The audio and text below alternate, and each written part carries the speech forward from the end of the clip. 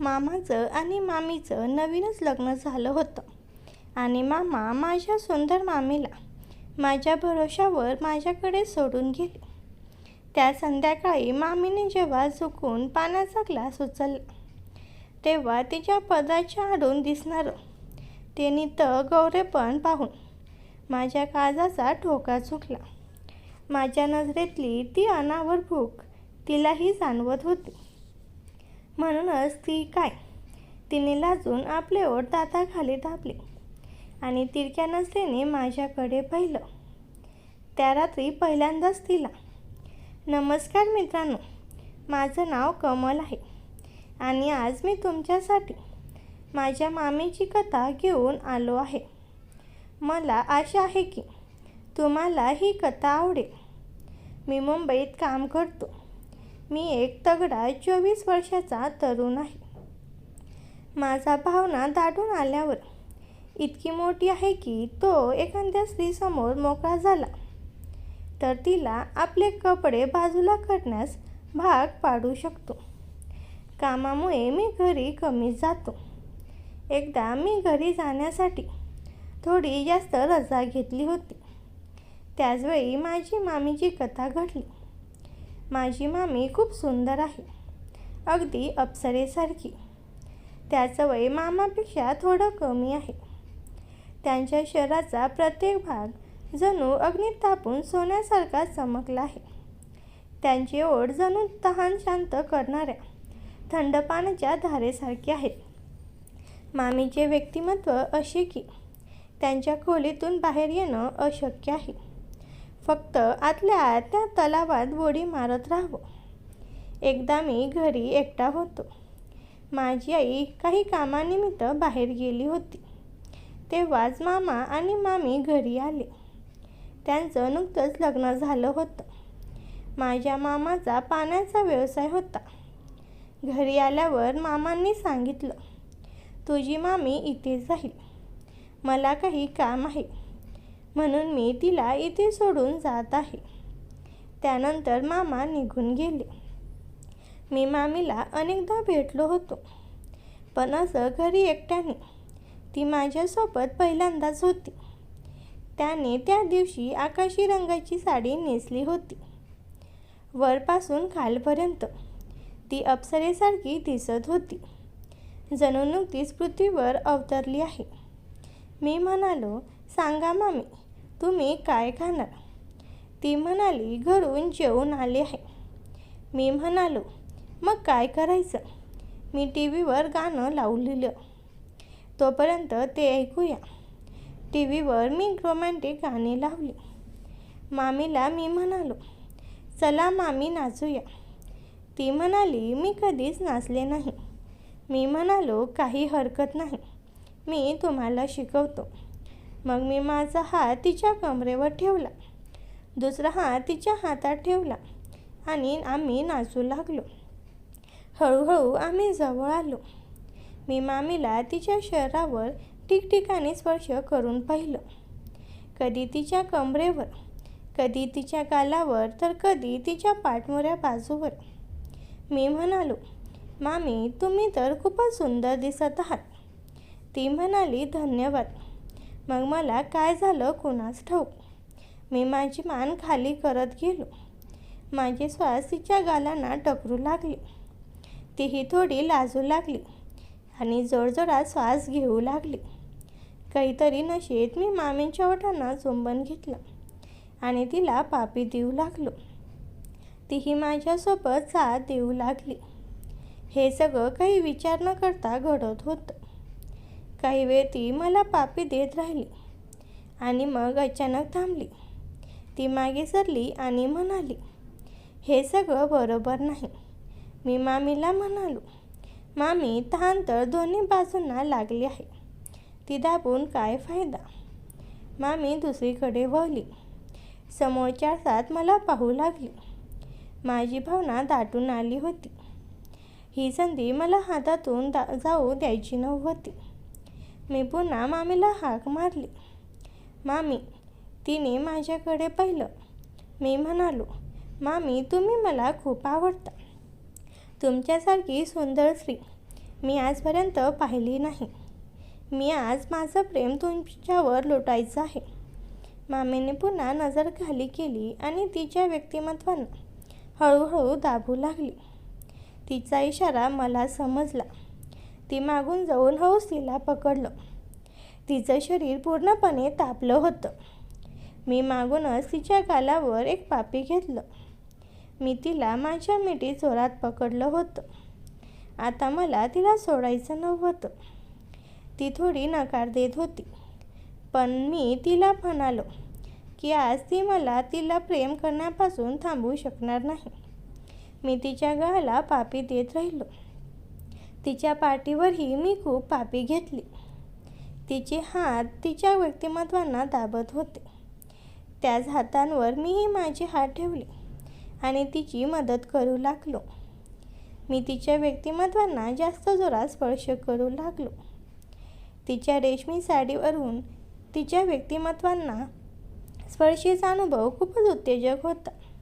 तिच्या गालांना पापी देत मी तिच्या डोळ्यांना, नाकाला आणि कपाळालाही पापी देऊ लागलो. प्रत्येक ठिकाणी पापी देत मी तिच्या जवळ जात होतो.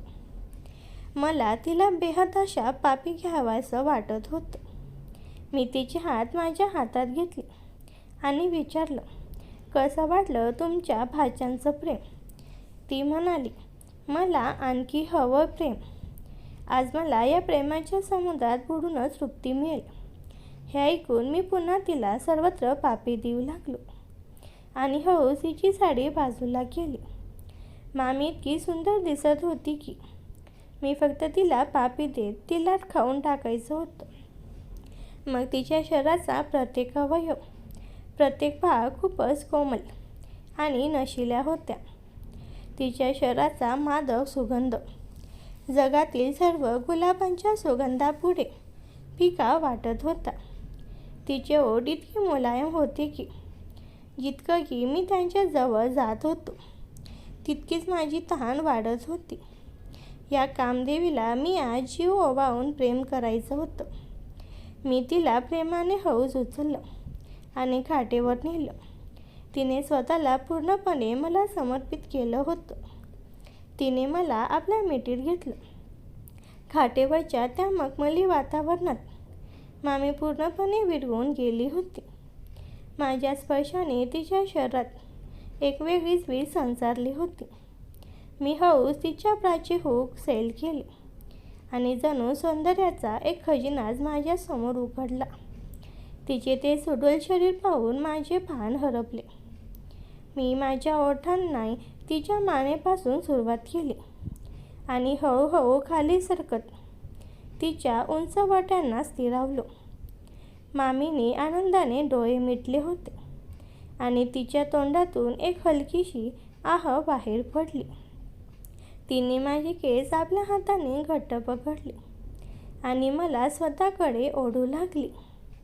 मी तिच्या पोटांवर आणि कमरेच्या वळणांवर आपल्या हातांनी जादू करत होतो. प्रत्येक स्पर्शासोबत तिची तहान अधिकच वाढत होती.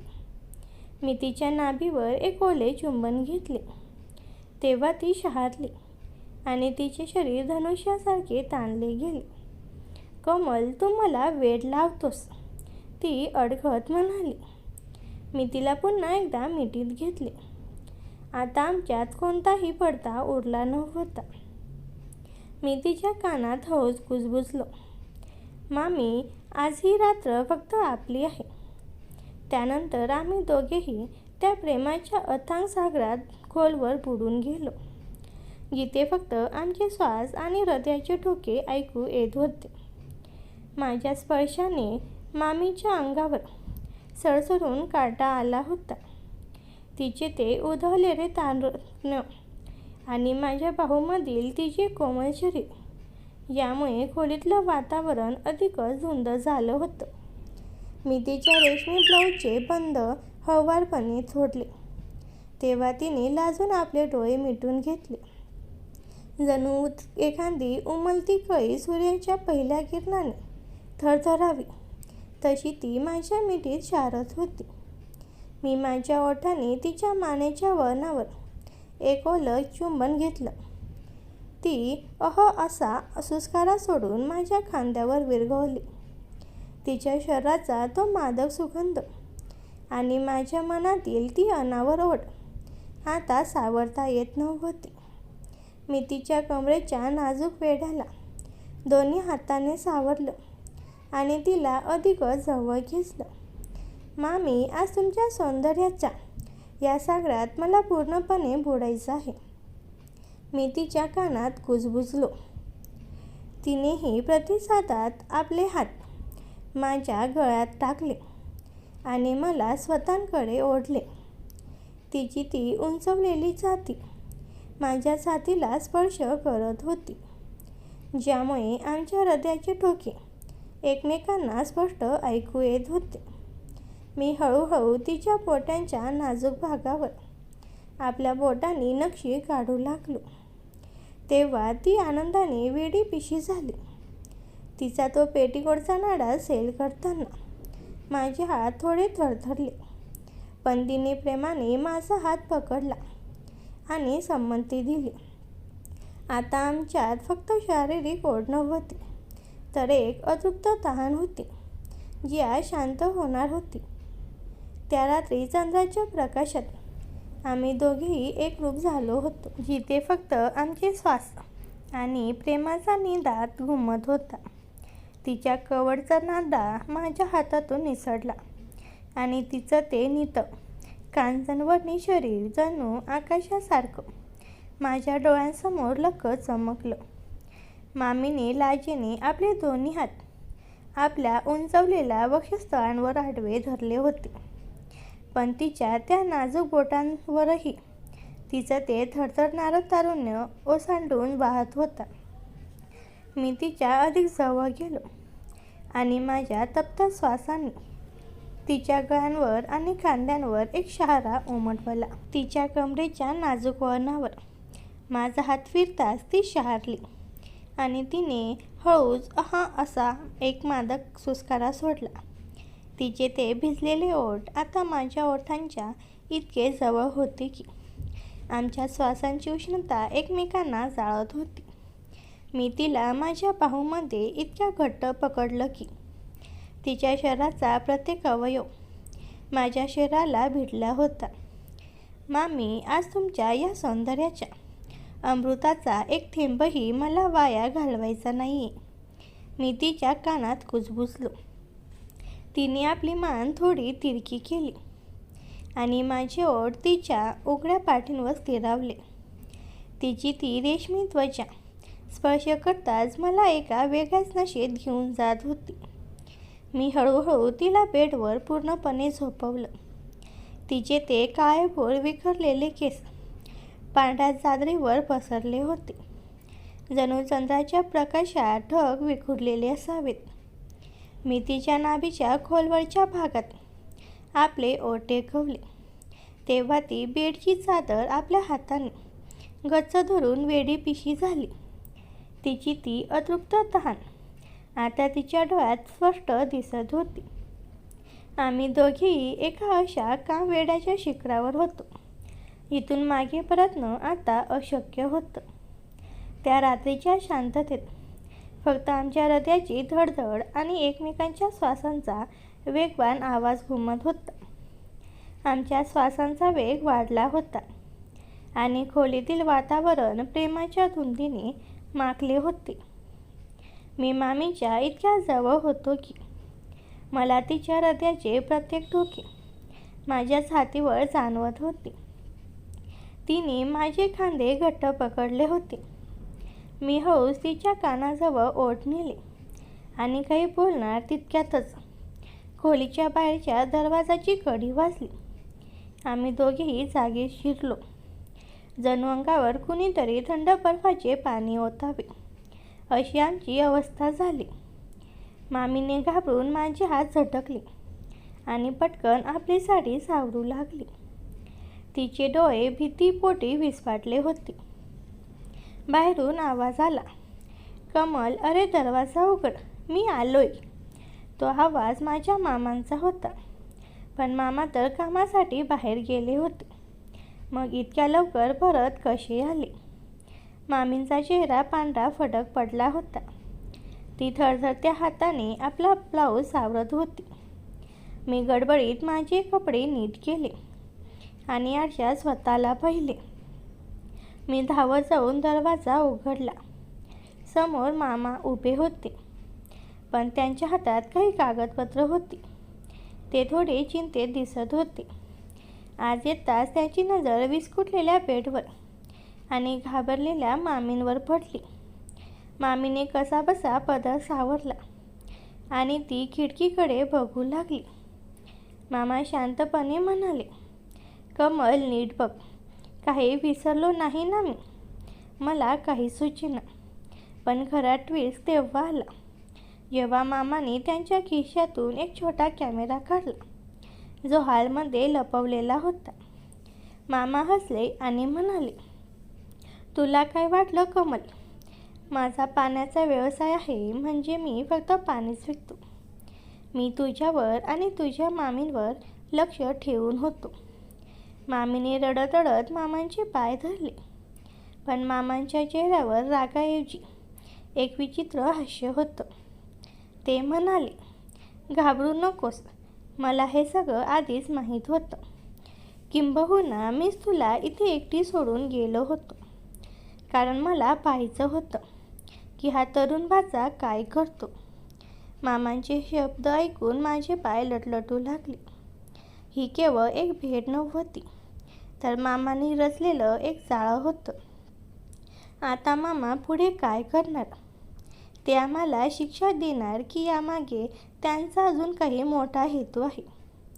मामांच्या हातातील तो छोटा कॅमेरा पाहून माझं सर्वांग कापायला लागलं.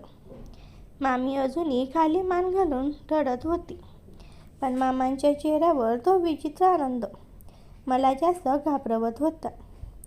खोलीतली ती रोमॅन्टिक धुंदी आता एका भयानक दहशतीत बदलली होती. मामा माझ्याजवळ आले. त्यांनी माझ्या खांद्यावर हात ठेवला आणि हसत म्हणाले, घाबरू नकोस कमल. मी पोलीस नाही बोलावणार. उलट मला तुझ्या या हिंमतीचं कौतुक वाटते.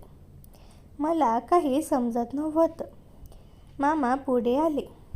माझ्या पाण्याचा व्यवसाय हा फक्त जगाला दाखवण्यासाठी आहे.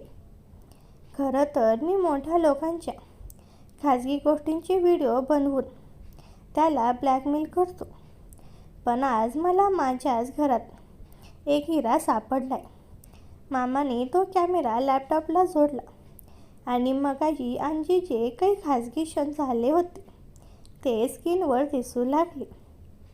मामीचे ते अर्धवट सुटलेले वस्त्र, तिचं ते शहारलेलं शरीर आणि माझा तो अनावर आवेग, सगळं काही त्या कॅमेऱ्यात कैद झाला होता. मामी ओरडली, हे काय करताय तुम्ही? मी तुमची पत्नी आहे.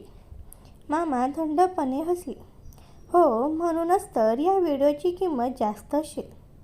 कमल, तू तरुण आहेस, देखणा आहेस. मला तुझ्यासारख्याच एका खंबीर मुलाची गरज होती, जो माझ्या या व्यवसायात माझी साथ देईल.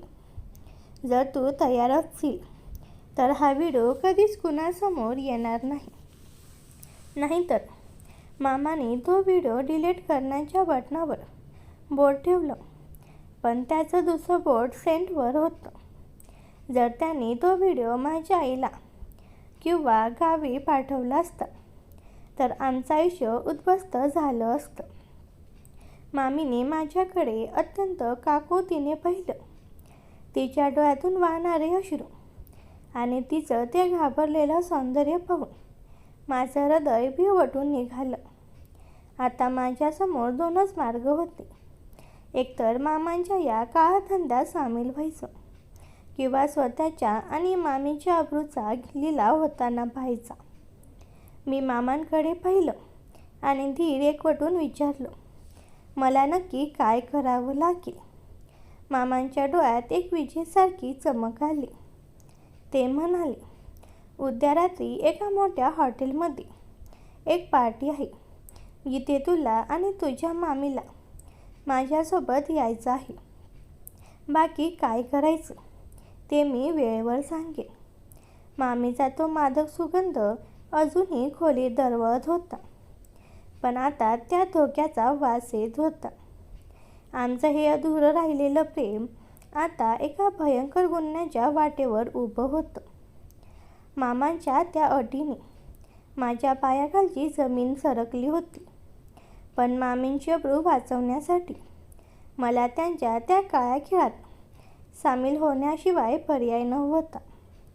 दुसऱ्या दिवशी रात्री मामांनी आम्हाला एका आलिशान हॉटेलमध्ये नेलं. मामीने आज काळ्या रंगाची नेटची साडी नेसली होती. त्या साडीतून तिचे ते उधळलेले सौंदर्य आणि कांचनवर्णी काया एखाद्या अप्सरेसारखी लखलखत होती. तिच्या त्या घट्ट बसलेल्या ब्लाऊजमधून तिचे श्वास वेगाने वर खाली होत होते, जे तिच्या मनातील भीती स्पष्ट करत होते. मामांनी मला एका कोपऱ्यात नेले आणि हळूच एका श्रीमंत माणसाकडे बोट दाखवले. कमल, तो समोर बसलेला माणूस आपला शिकार आहे. तुला फक्त मामीसोबत डान्स करायचा आहे आणि तिला अशा प्रकारे सावरत मिठीत घ्यायचे आहे की तो माणूस तुमच्या त्या मादक जवळीकीकडे आकर्षित झाला पाहिजे. बाकी आमचा कॅमेरा सगळं काही टिपून घेईल.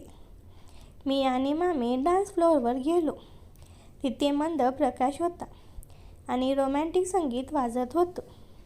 मी थरथरत्या हाताने मामीच्या नाजूक कमरेला विळखा घातला. तिने माझे खांदे घट्ट पकडले. आमचे चेहरे इतके जवळ होते की तिचे ते नशील श्वास माझ्या चेहऱ्यावर स्पर्श करत होते.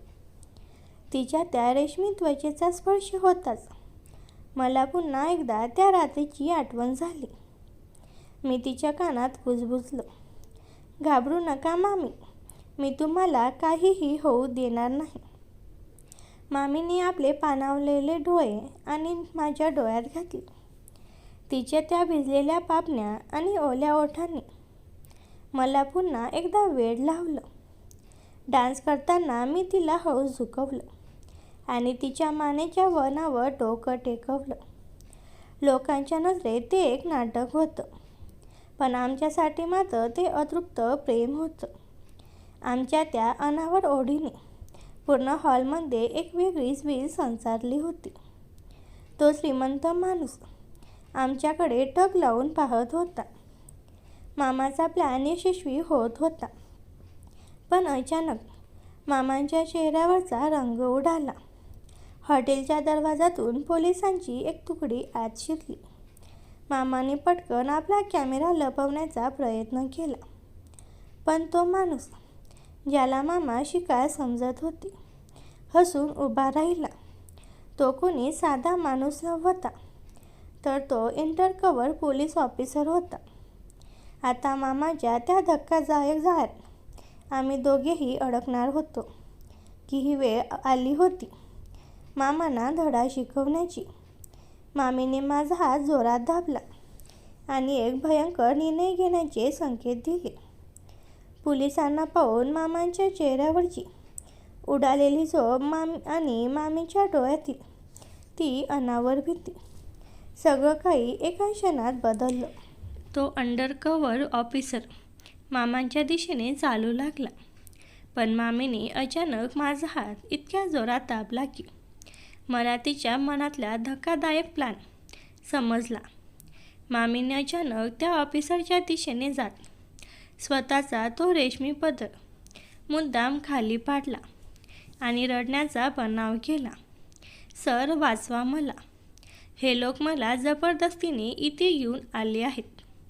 तिने अशा प्रकारे मादक आणि लागवी आवाजात पोलिसांना विनवणी केली की त्या ऑफिसरचे लक्ष मामांवरून हटून मामींच्या त्या नितळ सौंदर्यावर स्थिरावलं.